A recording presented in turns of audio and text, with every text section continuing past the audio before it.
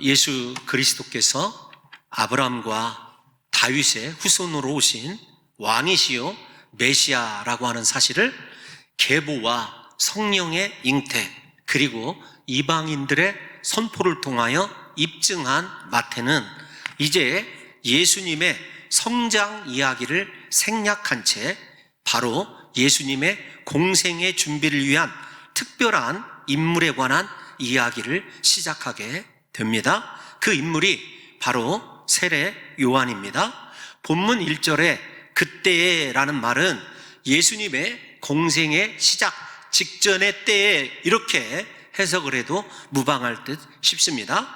예수님께서는 공생애를 시작하려는 이 시점에서 마태가 세례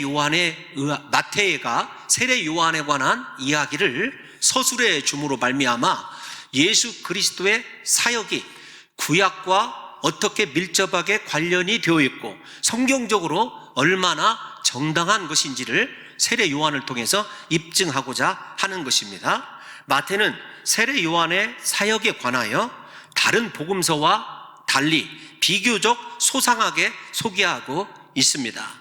마태는 세례 요한이 낙타 털옷을 입었고 허리에는 가죽띠를 띄었다고 외적인 모습을 공개하고 있고 음식은 메뚜기와 석정을 먹었다라고 그의 일종의 라이프 스타일을 우리들에게 시사해 줍니다. 그리고 그는 광야에서 회개의 세례를 베풀고 있었다. 그의 사역의 장소와 사역의 내용까지도 비교적 소상하게 우리들에게 보여주고 있다는 것입니다. 세례 요한의 이 활동은 마태에 의하면은 이사야 선지자의 예언의 성취다라고 직접적으로 이야기를 하고 있어요. 이사야 선지자가 예언한 것이 바로 이 세례 요한의 것이다 라고 본문 3절에서 우리들에게 직접적으로 가르쳐 주고 있습니다. 본문 3절 한번 띄워놔 주십시오. 이따가도 한번 더 읽어야 되기 때문에 먼저 우리 사랑하는 성도 여러분들이 읽어주시면 감사하겠습니다. 시작. 그는 선지자 이사야를 통하여 말씀하신 자라 일러스되 광야에 외치는 자의 소리가 있어 이르되 너희는 주의 길을 준비하라 그가 오실 길을 곧게 하라 하였느니라. 아멘. 아멘. 세례 요한은 광야에서 외치는 자입니다. 그리고 어떤 일을 하냐면 주의 오실 길을 곧게 예비하는 사람이다. 이렇게 이야기를 하고 있어요. 누구의 입을 통해서? 이사야 선지자의 입을 통해서 이야기하고 있습니다. 사실 이렇게 이사야 선지자의 말씀대로 온 세례 요한에 대해서 예수 그리스도께서 누가복음에 보게 되면 여자가 낳은 자 중에 세례 요한보다 큰 이가 없다라고 대단한 찬사로 인정할 만큼 세례 요한은 예수 그리스도의 사역에서 특별한 존재임을 알 수가 있습니다. 인간적으로 보면 세례 요한의 삶은 어쩌면 불행한 삶일 수도 있습니다. 왜냐하면 주연이 아니고 언제나 길을 여는 길잡이 내지는 조연이기 때문에 그렇습니다. 거기에다가 예수님과 비슷하게 여러분 예수님보다 일찍이지만 30이 갓 넘은 나이에 하나님 나라를 선포하고 백성들의 죄를 심지어 헤롯 왕의 죄까지 지적하다가 목배임 당하여 죽고 말았습니다. 그러함에도 불구하고 예수님은 세례 요한이 복된 인생이고 가장 크고 귀한 인생을 살았다 이렇게 인정하고 있는 것을 보게 됩니다. 인간적인 시각에 의해서 인생을 해석하기보다는 그가 예수 그리스도와 어떤 관계였고 예수 그리스도를 위하여 어떤 일을 하였는가라고 하는 것이 하나님 나라에서 인생의 평가 기준이라는 것을 우리가 생각해 볼 수 있습니다. 그러므로 사랑하는 성도 여러분들과 제가 일단 세례 요한의 외적인 모습 그리고 그의 사역을 통해서 정리를 하고 넘어가야 될 것이 있어요. 어떤 것이냐면 우리에게 중요한 것은 얼마나 오래 살았느냐, 얼마나 많은 것을 소유하고 있었느냐, 세상에서 내가 누구냐라고 하는 것이 아닙니다. 내가 예수 그리스도와 어떤 상관이 있는가, 예수 그리스도를 위하여 무엇을 하고 있는가, 그리스도를 위하여 어떤 삶을 살고 있는가라고 하는 것만 중요하다라는 것을 세례 요한의 인생을 통하여 알 수 있다는 것입니다. 이런 의미에서 사랑하는 성도 여러분들과 저의 인생이 올 한 해까지 달려왔죠. 주님의 은혜로 그 달려온 인생이 과연 예수님과 얼마나 상관이 있었는가? 나의 인생을 그리스도께 드린 것은 몇 퍼센트 정도 될까? 나는 정말로 하나님이 원하시는 방향으로 주님의 길을 예비하기 위하여서 최선을 다해서 달려가는 인생을 살아왔는지를 저와 여러분들이 한번 말씀을 통해서 우리의 삶을 성찰해 볼 필요가 있다라고 생각이 되어집니다. 이런 과정에서 세례 요한을 설명하고 있는 메시아보다 먼저 와서 메시아기를 준비하는 사람이라는 의미는 성경적으로 볼 때 훨씬 더 깊은 의미를 가지고 있습니다. 구약 성경의 마지막 성경이 말라기라고 하는 것은 저와 여러분들이 잘 알고 있죠. 말라기 예언으로 구약 성경이 끝이 나게 되고 약 400년 동안에 하나님께서 침묵하십니다. 선지자를 보내시지도 아니하시고 말씀을 주시지도 않은 것이죠. 성경적으로 보면 이스라엘 백성들이 가장 고통스러워하는 것은 무엇이냐면 하나님의 침묵입니다. 그거 우리가 구약에서 대표적으로 하나님의 침묵 때문에 고통받았던 욥이라고 하는 사람을 생각해 보면 더 잘 알 수 있습니다. 무려 400년 동안 말씀하지 아니하시는 하나님 때문에 이스라엘이 영적으로 크게 번민하고 고통스러워했다라는 것을 사랑하는 성도 여러분들이 생각하셔야 됩니다. 우리 인생에서도 마찬가지예요. 어떤 것이 가장 큰 형벌이냐면 제가 생각할 때 사업에 실패하거나 건강을 잃을 때나 혹은 사람에게 아픔 당할 때가 아니라 하나님이 나에게 말씀해 주시지 않는다, 하나님이 나에 대해서 침묵하고 있다, 이것만큼 무섭고 두렵고 여러분 힘든 일은 없다라는 사실을 한 번쯤은 생각하셔서 우리 사랑하는 성도 여러분들과 저에게 하나님께서 언제나 말씀하여 주시고 우리와 동행하시고 우리와 영적인 깊은 교제를 이루시는 역사도 겸하여 일어나시기를 예수님의 이름으로 축원합니다. 400년 동안 하나님께서 말씀하시지 아니하는 기간을 신학자들은 신약과 구약 사이의 중간사다 이렇게 이야기를 하고 있습니다. 이 중간사 동안에 하나님의 말씀이 선포되지 않았다, 이건 이스라엘 백성들에게 죽음보다 더한 고통이다라는 사실을 이해하셨으면 좋겠고요. 이 중간사가 끝이 나고 신약이 시작될 때에 구약과 이 신약을 잇는 교량 역할을 한 사람이 누구냐면 바로 이 세례 요한입니다. 말라기 3장 1절을 한번 다 같이 읽어보겠습니다. 이사야 방금 우리가 읽었던 본문과 어떤 차이가 있는지를 한번 읽어볼게요. 시작. 만군의 여호와가 이르노라. 보라, 내가 내 사자를 보내리니 그가 내 앞에서 길을 준비할 것이요 또 너희가 구하는 바 주가 갑자기 그의 성전에 임하시리니 곧 너희가 사모하는 바 언약의 사자가 임하실 것이라. 아멘. 아멘. 이사야 선지자의 말씀뿐만 아니라 말라기의 마지막 끝맺음도 무엇이냐면 내가 내 사자를 보낼 것이다, 그가 내 앞에서 길을 예비할 것이다. 이사야 선지자의 말씀과 말라기 선지자의 말씀이 공통적으로 그렇게 주님이 오신다는 것과 주의 길을 예비할 사람이 분명하게 먼저 온다라는 것으로 약속되어 있다는 것입니다.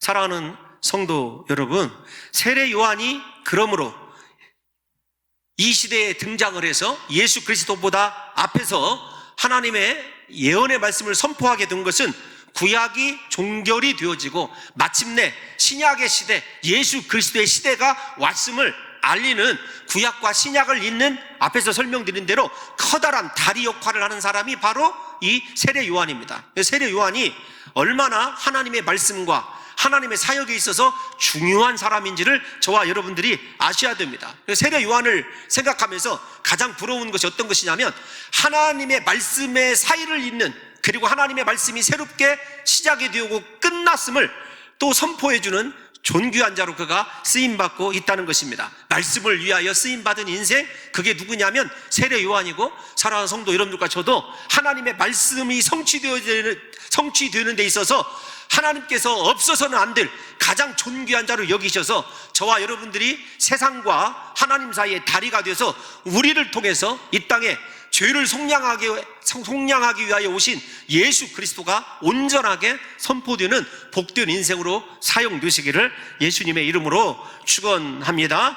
그러므로 세례 요한이 이렇게 구약과 신약을 이어주는 그 결과가 바로 예수 그리스도의 이 땅에 오셔서 하나님 나라를 본격적으로 선포하게 된 은혜라는 것을 저와 여러분들이 아셔야 되고, 이 선포를 통해서 이스라엘에게 소망을 주었어요. 세례 요한이 400년 동안 하나님의 말씀이 없다가 하나님의 말씀이 광야에서 선포되고 은혜가 쏟아지는 것을 한번 생각해 보십시오. 그래서 오늘 본문에 보면 예루살렘, 유대, 요단강 사방에서 다 세례 요한에게 세례를 받으려고 몰려나오는 그 사실을 여러분 한번 생각해 보시라고요. 얼마나 말씀에 대한 사모함이 그래도 이스라엘 백성들에게 있었는가라고 하는 것을 눈여겨보셔야 되는 것입니다.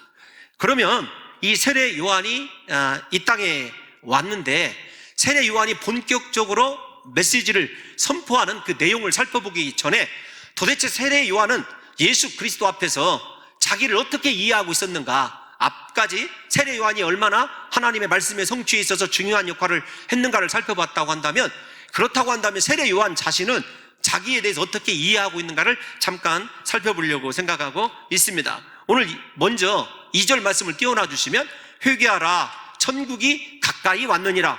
세례 요한의 메시지는 저 딱 한 줄입니다. 그런데 여러분, 저 메시지가 예수 그리스도의 첫 메시지라는 것을 알고 계시죠? 우리가 마태복음 4장 17절 한번 읽어보겠습니다. 시작. 이때부터 예수께서 비로소 전파하여 이르시되 회개하라 천국이 가까이 왔느니라 하시더라. 아멘. 세례 요한은 예수님이 오실 길을 예비하였을 뿐만 아니라 예수님이 선포하실 메시지에 대한 길도 예비한 사람인 것입니다. 이렇게 모든 면에서 예수님의 길을 예비한 선구자로 쓰임 받았지만, 정작 세례 요한은 예수님에 대해서 어떻게 자기 자신을 이해하고 있었는가라고 하는 것을 생각해 보면 훨씬 더 우리가 세례 요한에게 본받을 점이 많이 있다는 것입니다. 세례 요한은 예수님에 대하여 자신의 역할과 한계를 분명하게 인식하고 실천한 사람입니다. 즉 예수 그리스도를 왕 중의 왕으로, 주님 중의 주님으로 인정하고 섬기는 분명한 신앙 고백이 있었고, 그리고 그 고백에 따른 그리스도를 위한 사역의 태도가 한결같았던 사람이 바로 이 세례 요한이었어요. 오늘 본문 11절을 먼저 보겠습니다. 본문 11절을 보면 이렇게 되어 있어요. 나는 그의 신을 들기도 감당하지 못하겠노라.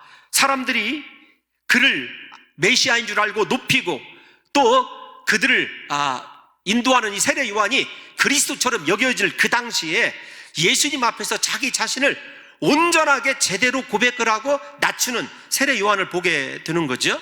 흥미로운 것은 복음서 대부분이 세례 요한의 예수님 앞에서 자신을 낮추는 이러한 정체성을, 자기 정체성에 대한 이해를 여러 번 소개하고 있다는 것입니다. 예를 들면 사도 요한은 나는 그의 신발끈을 풀기도 감당하지 못하겠노라 라고 요한복음 1장 27절에서 세례 요한이 예수님 앞에서 자기가 누구인지를 고백하고 선포하는 것을 기록하고 있어요. 심지어는 요한복음 3장 30절에 의하면 그는 흥하여야 되겠고 나는 쇠하여야 하리라. 엄청난 선언 아닙니까? 사람들에게 최고의 인기를 받고 절정기를 구가할 때 그가 높이는 것은요, 예수 그리스도였어요. 이것이 그리스도를 주로 섬기는 자들의 마땅한 태도 아닐까요?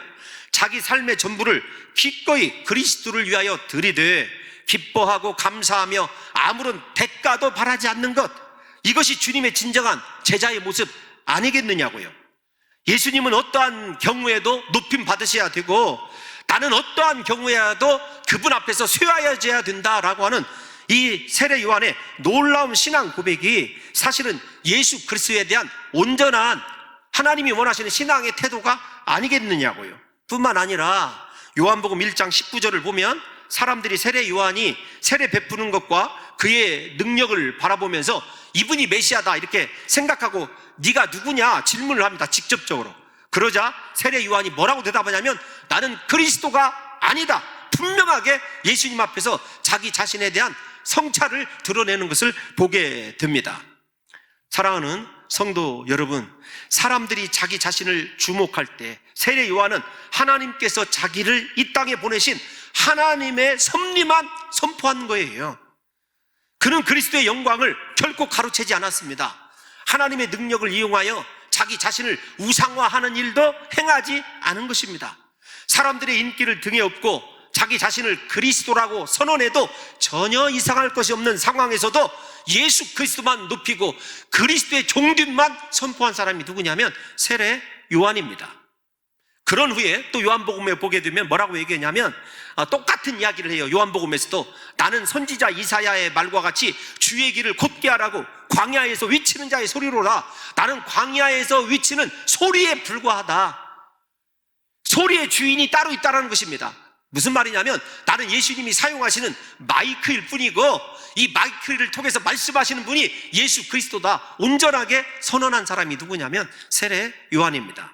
오늘날 우리가 하나님 일을 감당한다고 하면서 조금 은혜를 체험하고 능력을 경험하게 되고 하나님과 사람 앞에서 높아지게 되면은요, 우리가 왕되어서 우리 마음대로 행하려고 하고 우리가 인정받지 못하면 얼마나 상처받고 스스로 좌절하는 경우가 많은지 모릅니다.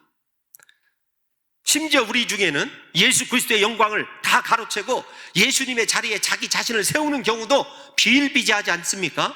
받은 은혜와 체험한 능력을 통하여 하나님을 높이고 예수 그리스도의 은혜만 드러내게 해야 되는데 자기가 예수님 자리에 서고 자신을 부르신 이유를 망각한 사람들이 오늘날 너무도 많이 있어요. 그래서 신앙의 중심이 사람입니다. 하나님이 아니라는 거예요. 세례 요한은 끝까지 자신의 중심이 예수 그리스도였어요.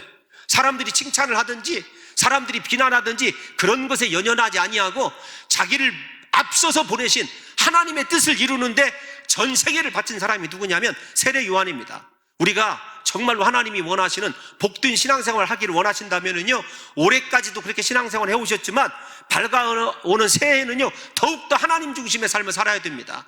사람 보고 예수 믿는 것이 아니라, 사람 보고 사역하는 것이 아니라, 그리고 그 사람들 가운데 높아지려고 내가 인정받으려고 사역을 행하는 것이 아니라 나를 보내시고 나를 통하여 하나님의 높으심이, 존귀하심이 선포되어지기를 원하시는 그리스도 예수만 생각하시고 그 앞에서 한 점 부끄러움도 없이 하나님의 종으로서 끝까지 겸손하게 하나님께 충성하실 수 있는 귀한 성도들이 되시기를 예수님의 이름으로 축원합니다. 세례 요한의 첫 번째 메시지, 이제 본격적으로 생각해 보면 회개하라라는 말씀입니다. 그리고 회개하여야 하나님 나라를 소유할 수 있다라고 하는 메시지죠. 그래서 회개하라, 천국이 가까이 왔느니라 라고 하는 말씀이 한 문장인 것 같지만 굉장히 중요한 우리 그리스도의 구원의 진리를 함축적으로 선포한 말씀입니다. 다른 말로 쉽게 말씀을 드리면 우리가 예수 믿고 왜 회개해야 됩니까? 하나님 나라 백성이 되어야 되기 때문 아니겠습니까? 그런데 먼저 회개하라고 하는 말을 생각해 보면 회개가 무엇이냐라고 하는 것을 이야기하고 싶습니다. 회개라는 말이 우리가 잘 아는 대로 메타노이오라고 하는 헬라어입니다. 여러분, 여기 방향 전환을 지시하는 전치사 메타라고 하는 마음과 마음으로 이해하다라고 하는 노에우의 합성어예요. 그러니까 자기 마음의 방향을 하나님의 말씀이 깨달아지는 대로 바꾸는 것, 이게 회개입니다. 그런데 이 말은요, 단순히 머리로만 계획을 바꾸는 것이 아니라 마음의 생각을 바꾸는 것이 아닙니다. 하나님의 말씀을 따라 내 마음의 의지와 인격적인 전 존재가 다 그렇게 하나님을 향하여 서게 되는 것, 인격의 전 존재 속에는요 행동까지 포함되어 있습니다. 이것이 회개입니다. 한 예로 쉽게 말씀을 드리면 탕자가 아버지께로 무조건적으로 돌아오는 것, 발걸음이 아버지 집으로 향한 것, 그것이 회개라고 이야기할 수 있습니다. 하나님의 품으로, 하나님의 뜻으로, 하나님의 말씀을 향하여 내 인생의 방향이 바뀌는 것, 이것이 회개인 것입니다. 회개라고 하는 단어, 히브리어 여러분들이 많이 들어본 단어입니다. 똑같이 헬라어 이 메타노에오라고 하는 단어뿐만 아니라 히브리어는 슈브라고 하는 단어인데 돌아가다, 하나님의 뜻대로 회복되다, 그런 뜻을 가지고 있습니다. 동일합니다. 하나님을 향하여 인생의 방향이 완전하게 전환되는 것, 이것이 회개라고 이야기할 수 있습니다. 죄악을 떠나서 하나님께로 향하는 것, 이렇게도 이야기할 수 있겠지요. 그러므로 회개란 단순히 눈물을 흘리고 후회하고 뉘우치는 것을 의미하지 않습니다. 반드시 죄에서 떠나 하나님께로 돌아가는 행동이 있어야 되는 거예요. 세례 요한이 지금 선포하고 있는 것이 바로 이 메시지입니다. 입술로 회개하지 말으라는 거예요. 흐르는 눈물이 회개가 아니라 정말로 네 인격의 전 존재까지, 마음까지, 생각까지 하나님의 뜻을 향하여 돌아선느냐? 그렇다면 회개한 자다, 이렇게 이야기하고 있는 것입니다. 무엇보다도 회개하라라고 하는 것이요, 현재 시제 명령형으로 되어 있습니다. 그 말은 어떤 것이냐면 항상 회개가 이루어져야 됨을 전제하고 있다는 것도 저와 여러분들이 아셔야 됩니다. 예수 그리스도를 영접해야 될 사람, 하나님 나라를 소유할 사람은요, 언제나 회개한 사람임을 우리에게 암시해주고 있다는 것입니다. 회개는 천국을 준비하는 것이고 주님이 오시는 길을 평탄케 하는 작업이기도 합니다. 그 부분에 대해서는 다음 주에 조금 더 설명을 하기로 하겠습니다만은, 회개에 대해서 얼마나 세례 요한이 강조했냐면, 우리 본문 11절 말씀 한 번만 다시 읽어볼게요. 본문 11절 시작. 나는 너희로 회개하게 하기 위하여 물로 세례를 베풀거니와 내 뒤에 오시는 이는 나보다 능력이 많으시니 나는 그의 신을 들기도 감당하지 못하겠노라. 그는 성령과 불로 너희에게 세례를 베푸실 것이요. 아멘. 아멘. 여러분, 회개하기 위하여 세례를 베푼다. 물세례의 목적이 무엇입니까? 회개하기 위하여예요. 근데 물세례 받았을 때 자기 자신이 죽었음을 인정해서 강물 속으로 푹 온 몸이 담기는 것을 한번 생각해 보세요. 그러니까 회개가 어떤 거냐, 세례와 연관을 시켜보면 회개는 내가 죽는 것을 의미합니다. 내가 죽었다가 다시 새로운 인생으로 살아나는 것이 회개예요. 옛사람이 죽어버리고 새 사람이 되는 것이 회개라는 것을 세례 요한이 베푼 세례를 통해서 우리가 분명하게 알 수 있는 것입니다. 그러므로 저에게 여러분들이 회개가 무엇이냐라고 물어본다면 내가 죽는 것이 회개입니다. 세상에 대하여 죽고 죄에 대하여 죽어야 됩니다. 그리고 내 안에서 나를 위하여 십자가에 못 박혀 죽으신 예수 그리스도만 살아나는 것, 그것이 회개라는 말씀입니다. 육신과 정욕에 대하여 죽어야 하고 또 내 생각이 죽어야 진정한 회개를 이룰 수 있는 것입니다. 내 이성이 십자가에 죽어야 예수 그리스도의 말씀대로만 살아낼 수 있는 힘이 있게 되고 그 말씀을 향하여 쫓아가는 것, 그것이 회개라는 것입니다. 그러므로 회개는 삶의 방향의 철저한 전환이며 과거의 죄악 속에 살던 생활로부터의 완전한 단절임을 알 수가 있습니다. 요한은 죄를 철저히 회개하기 위하여 세례를 베풀었다는 것을 저와 여러분들이 아셔야 됩니다. 일단 5절 6절도 한번 보겠습니다. 회개와 세례의 관계에 대해서 시작. 이때 예루살렘과 온 유대와 요단강 사방에서 다 그에게 나아와 자기들의 죄를 자복하고 요단강에서 그에게 세례를 받더니 아멘. 회개의 구체적 첫 과정이 어떤 것이냐면 죄를 드러내는 거예요. 자복하는 것입니다. 중요한 것은 그들이 왜 세례를 받았느냐 하는 거예요. 자신들이 죄 씻음 받기 위해서, 죄에서 벗어나기 위해서 세례를 받았던 것입니다. 예루살렘과 온 유대와 요단강 사방에서 몰려나온 이유가 뭐냐고요. 물질 때문에 나온 것 아닙니다. 세상 성공 때문에 나온 것 아닙니다. 자신의 이득 때문에 나온 것이 아니에요. 회개하고 죄를 자복하고 새로운 사람으로 태어나고자 여러분 요단강으로, 광야로 몰려온 것을 보게 됩니다. 사랑하는 성도 여러분들이요, 하나님의 말씀이 우리 가운데 임할 때 일어나는 가장 중요한 현상 중에 한 가지가 무엇인 줄 아십니까? 내가 죄인이란 사실 때문에 가슴을 치며 애통하는 것입니다. 하나님의 말씀이 임하면, 우리 심령 속에 말씀이 임했다라고 하면 첫 번째 증거가 무엇이냐면 내 죄가 보여요. 내 허물이 보입니다. 다른 사람의 죄가 보이고 허물이 보이는 것이 아니라 내가 얼마나 죽을 수밖에 없는 죄인인지가 보이는 것이 하나님의 말씀이 임했을 때 나타나는 중요한 현상이에요. 하나님의 말씀이 영혼을 비추면 제일 먼저 내 안에 있는 죄들이 이렇게 반응을 하기 시작합니다. 그리고 죄악된 모습이 구체적으로 드러나게 돼요. 이것이 무엇이냐면 자복이라는 말씀입니다. 자복이 인간의 의지로 죄를 고백하는 것처럼 여겨질 수 있지만 그렇지 않아요. 말씀을 들었을 때 죄가 스스로 모습을 드러내는 것, 이것이 자복입니다. 그러므로 회개는 인간의 의지에 따른 것이 아니라라는 것도 아셔야 돼요. 제대로 말씀과 부딪혔을 때 우리 안에 있는 죄가 스스로 나를 지배하고 있었던 죄가 드러나게 되는 것, 그것이 자복이란 말씀입니다. 여러분, 성경적으로 이 말씀을 조금 더 해석을 해보면 사도행전 2장을 보게 되면 베드로의 설교를 듣고 자신들의 죄가 깨달아진 사람들이 어떻게 반응하는지 한번 볼까요? 사도행전 2장 37절을 보겠습니다. 시작. 그들이 이 말을 듣고 마음에 찔려 베드로와 다른 사도들에게 물어 이르되 형제들아 우리가 어찌할꼬 하거늘. 여러분, 저게 자복의 모습이에요. 말씀을 들었을 때 자신 안에 있었던 죄가 얼마나 크고 무서운지를 알게 돼서 마음이 찢어져서 어찌할 바를 모르는 거예요. 그래서 어떻게 해야 되겠느냐, 이거 우리 마음에서 이렇게 죄가 드러나고 있는데, 이게 성령에 의한 말씀이 사람들에게 임했을 때 나타나는 회개의 반응이에요. 우리가 이성으로 단순히 이거 죄인데 이거 회개해야 되겠다, 그 정도가 자복이 아니라는 것을 아셔야 됩니다. 그랬을 때 베드로 사도가 뭐라고 대답했냐면, 이어지는 사도행전 2장 38절을 읽어보겠습니다. 시작.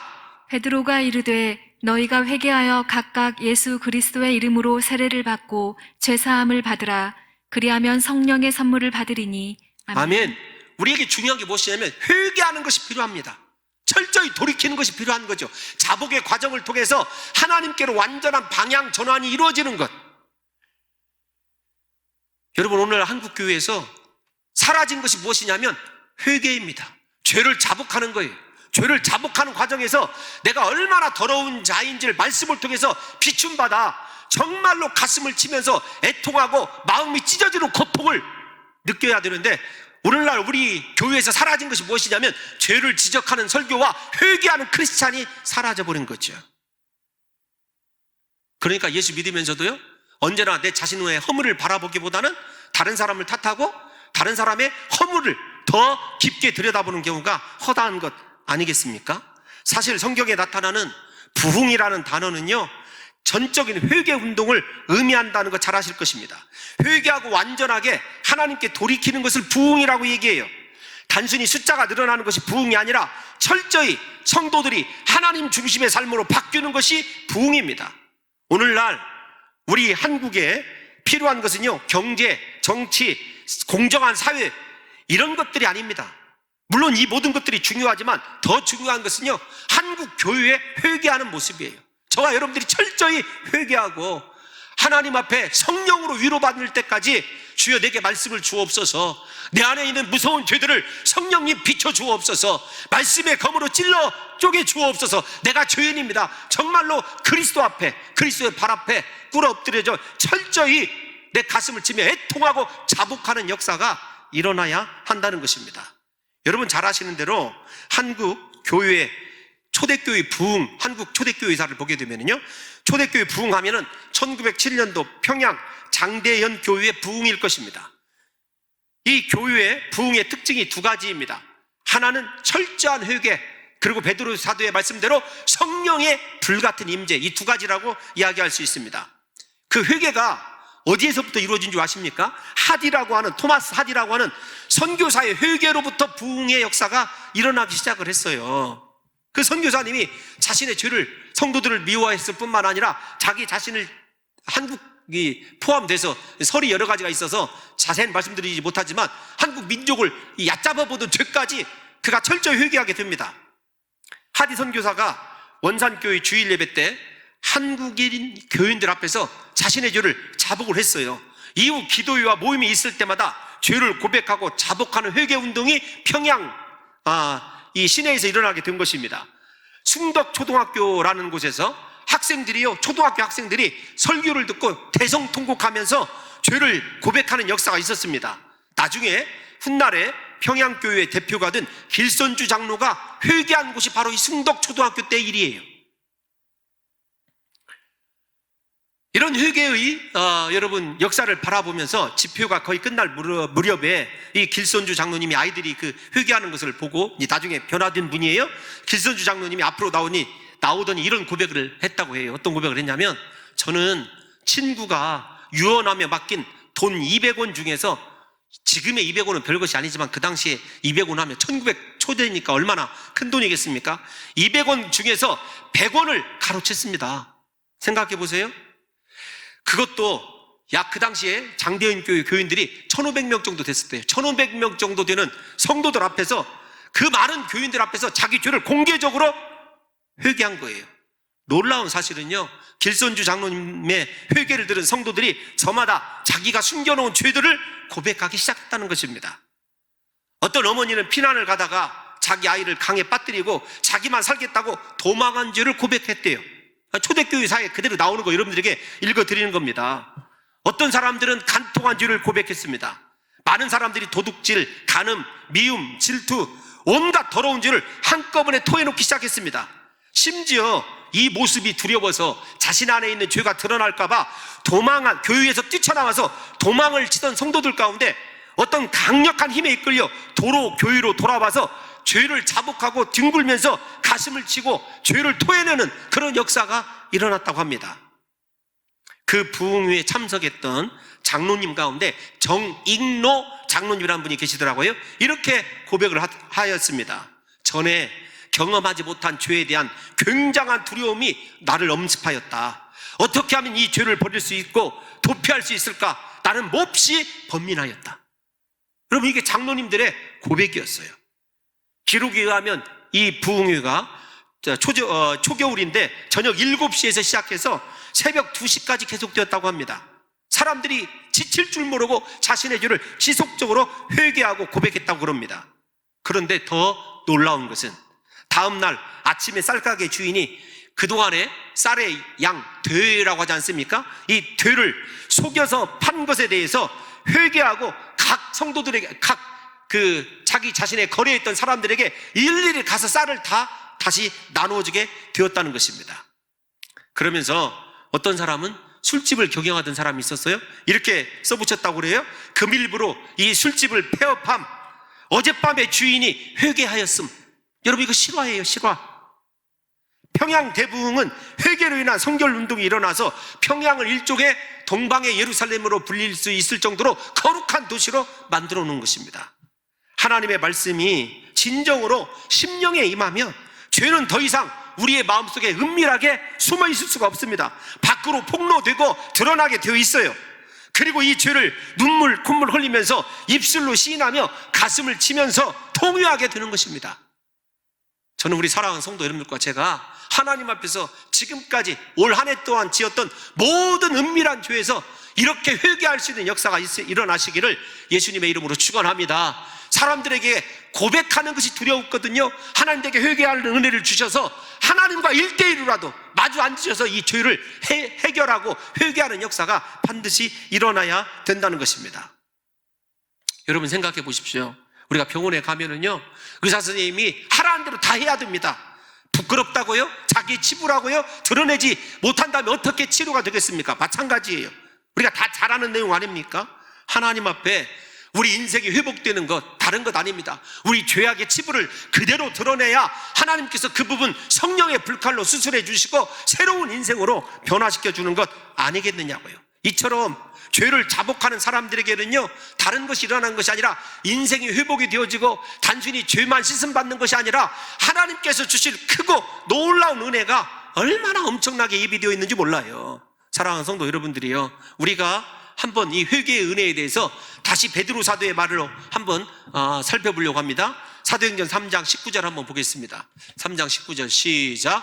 그러므로 너희가 회개하고 돌이켜 너희 죄 없이 함을 받으라. 이같이 하면 새롭게 되는 날이 주 앞으로부터 이를 것이요. 아멘. 아멘. 금년도 마지막과 이제 새로운 해가 우리에게 예비되어 있지 않습니까? 우리의 날, 앞으로 남아있는 날이 주님 앞에 상달릴 수 있는 귀한 인생으로 사라지게 되는 것 다른 것이 아닙니다. 회개하고 돌이켜 앞에서 여러분들에게 말씀드린 메타노에오 슈브, 하나님 앞에 철저히 돌아감으로 말미암아 죄 없음의 함을 받았을 때 우리 인생이 앞으로 남아있는 새로운 해가 다 하나님께 연락되어지고 새로운 것들로 채워지는 것 아니겠느냐고요. 사랑하는 성도 여러분, 우리가 날마다 회복을 노래하고 새로운 인생 살기를 소원합니다. 그런데 그 새로운 인생의 출발이 다른 데에 있는 것이 아니라 철저한 죄로부터, 회개로부터 이루어진다는 사실을 깨달아 아셔서 사랑하는 성도 여러분들과 제가 지금까지 내 죄에 대해서 무감각했다고 한다면 오늘 이번 한 주를 마무리하면서 송구영신 예배가 이럴 때까지 주님, 나에게 회개의 영을 부어 주옵소서. 하나님의 말씀이 내 마음을 치게 도와 주옵소서. 하나님, 제가 지금까지 죄에 대해서 영적인 문둥병자가 되어서 무감각하여 살아왔는데 오늘만큼이라도 내가 철저히 회개하고자 하오니 주여 나를 긍휼히 여겨주시사 말씀을 주심으로 내 인생이 새롭게 되어지게 도와주옵소서. 그래서 앞으로 다가오는 날들이 하나님께 새롭게 되어져 이르게 되는 놀라운 역사가 일어나게 해달라고 저와 여러분들이 철저히 회개하고 기도할 때 하나님께서 저와 여러분들에게 회복의 은혜, 새로운 부흥의 은혜, 우리 인생 전부를 하나님께서 연락하실 만한 온전하고 복된 존재로 새롭게 창조되는 놀라운 역사가 일어나게 될 줄로 믿습니다.